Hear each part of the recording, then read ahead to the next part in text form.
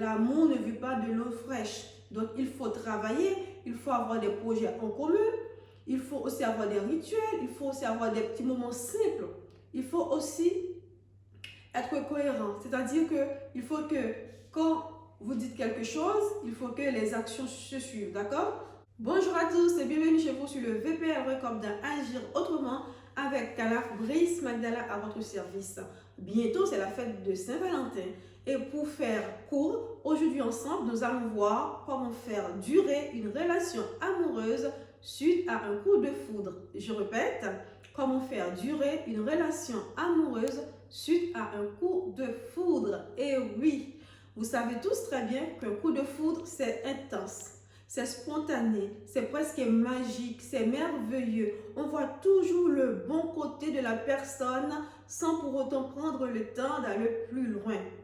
Mais après que cette émotion intense passe, qu'est-ce qui reste? Mais pour que ça dure, il faut passer de l'émotion fulgurante à la construction consciente. Donc, on ne peut pas toujours rester sur le fait de coup de foudre. Un coup de foudre, mes amis, ça ne dure pas 10 ans ou 20 ans.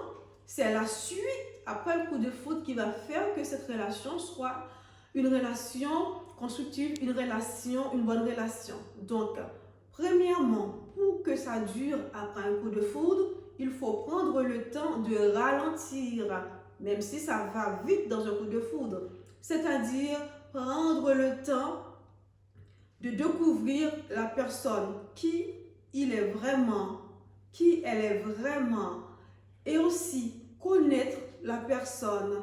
Comment est cette personne au moment des conflits? Comment elle réagit au stress?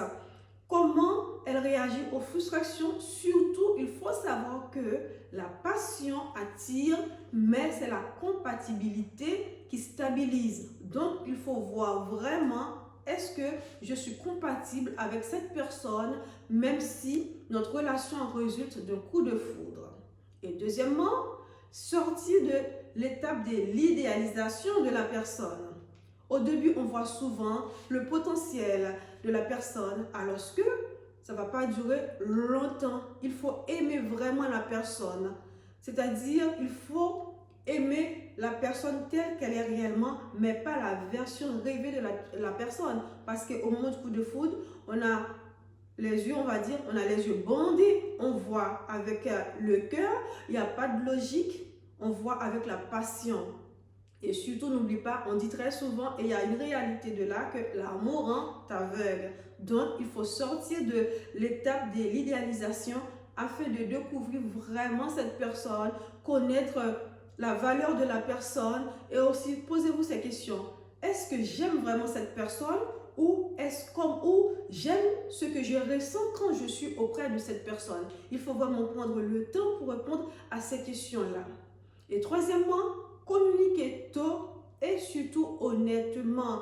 Ne va pas raconter des histoires avec la personne parce que tôt ou tard, la personne va comprendre que vous étiez en train de lui raconter des choses à dormir debout. Donc, il faut prendre le temps de parler vraiment avec la personne, de ne pas peur de communiquer avec la personne de tes besoins, de tes peurs, et puis aussi savoir poser des limites, parce qu'au moment des coups de foudre, comme on est dans, voilà, on est au 7e ciel, on oublie la réalité des choses, on est vulnérable, on ne se pose pas de questions, donc on fait tout pour paraître beau, belle, pour paraître gentil, bien aux yeux de cette personne-là, mais on est tous des humains, on n'est pas parfait. Donc, il faut vraiment prendre le temps d'exprimer vos besoins, de parler de vos peurs, de poser vos limites et aussi écouter sans attaquer la personne. D'accord? Et aussi garder son individualité. C'est-à-dire que lorsque vous rencontrez cette personne, vous avez vos habitudes avant de rencontrer cette personne. Il ne faut pas les taire, il ne faut pas arrêter d'être la personne que vous étiez avant de rencontrer cette personne-là. Donc, gardez votre individualité, c'est-à-dire gardez vos amis, gardez vos passions, gardez votre espace personnel. Ne cours pas à te changer, à te transformer selon les désirs de la personne en question. Donc, reste vous-même parce que Tu ne peux pas te transformer, tu ne peux pas changer ton identité. Donc, reste vous-même, reste toi-même, ne modifie pas ton identité pour être beau, belle, pour être gentil, pour être la personne idéale aux yeux de cette personne-là. Cinquièmement, il faut savoir construire du concret parce que la passion seule ne suffit pas. Comme on dit, l'amour ne vit pas de l'eau fraîche. Donc, il faut travailler, il faut avoir des projets en commun, il faut aussi avoir des rituels, il faut aussi avoir des petits moments simples. Il faut aussi être cohérent. C'est-à-dire qu'il faut que quand vous dites quelque chose, il faut que les actions se suivent, d'accord? Donc, l'amour durable, c'est vraiment 80% d'émotion et c'est vraiment 20% d'émotion, pardon, et 80% de choix répétés. Donc, il ne faut pas être dans l'idéalisation, il ne faut pas te transformer, il faut savoir s'écouter et aussi se communiquer afin que cette relation dure et avance sur de bonnes bases. Sixièmement, il faut savoir observer la gestion des désaccords. Et oui, quand tout va bien, on ne peut pas reconnaître vraiment qui est cette personne. Parce que la personne, tout va bien, il n'y a pas de problème, il n'y a pas de souci, tout est bien. Mais c'est quand il y a un problème, il faut observer comment cette personne va réagir.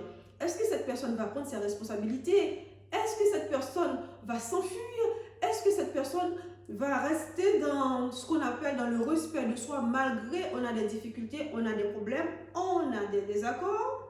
Est-ce que cette personne vous respecte à ce moment-là? Donc vraiment, il faut ouvrir les yeux. Surtout, je parle plus précisément, surtout vous, les filles, vous avez tendance à vous effacer quand vous êtes amoureux, quand vous êtes sur le coup de foudre, vous avez tendance à vous effacer. Non, c'est au moment-là, il faut rester très vigilante pour voir comment cette personne réagit face à des difficultés. C'est vraiment très important, c'est la base même d'une relation, c'est la base même qui va jouer que la longévité de cette relation, que cette relation va durer. C'est surtout au moment des désaccords, comment cette personne va réagir.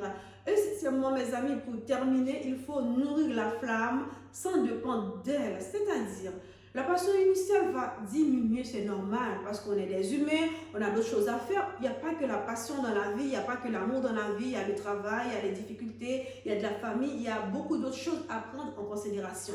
Avec le temps, cette passion-là, cette flamme, ça va être diminué, mais il faut savoir que vous pouvez la remplacer par la complicité, par la sécurité émotionnelle, par le désir entretenu, par l'admiration mutuelle, c'est-à-dire le respect, faire des choses ensemble, voyager ensemble, aller au restaurant ensemble, tu vois, afin que cette relation dure, cette relation ne soit plus sur un coup de foudre, mais avec de bonnes bases.